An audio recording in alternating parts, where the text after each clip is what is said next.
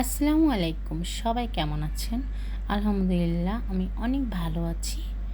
তো আমার মতো ইলিশ মাছ কার কার পছন্দ বলে যান? আমার তো খুবই পছন্দ। তবে যারাই ইলিশ মাছ পছন্দ করেন তারা কিন্তু বিপাকে পড়ে যান মাথাটা নিয়ে। দেখা যায় এই ইলিশ মাছের লেজ মাথা কেউই খেতে চায় না।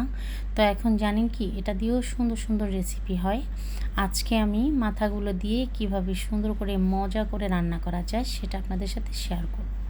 তো আমি ইলিশ মাছের মাথাগুলো নিয়ে নিয়েছি, সেটা ফ্রেশ করে ধুয়ে লবণ, হলুদের গুঁড়ো, মরিচের গুঁড়ো দিয়ে ভালোভাবে মাখিয়ে রেখে দেব 10 থেকে 15 মিনিট মেরিনেট করার জন্য।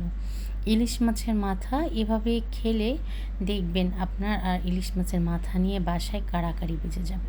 তো আমি এখানে একটু সরিষার তেল অ্যাড করে দিয়েছি যাতে মেরিনেটটা ভালোভাবে হয়।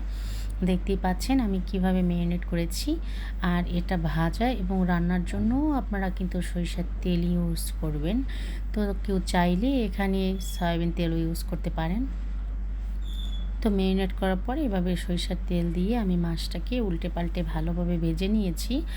আর যে বাটিতে মেরিনেট করেছি সেখানে একটু পেঁয়াজ বাটা, রসুন বাটা, হলুদের গুঁড়ো, মরিচের গুঁড়ো, লবণ এটা দিয়ে ভালোভাবে একটু মশলা বানিয়ে নিয়েছি পানি দিয়ে। দেখতেই পাচ্ছেন আমি এভাবেই রান্না করি ইলিশ মাছের মাথাটা, খেতে কিন্তু অসম্ভব মজার হয়।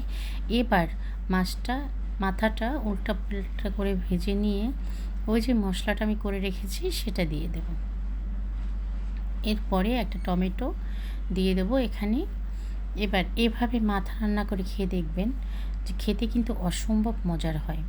এরপরে মাথা নিয়ে কাড়াকাড়ি বেজে যাবে, কিন্তু সচরাচর দেখা যায় ইলিশ মাছের মাথাটা কেউই খেতে চায় না। তো আমার রান্না কিন্তু অলমোস্ট শেষ।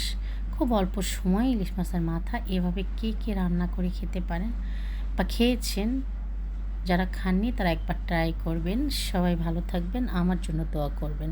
আল্লাহ হাফেজ।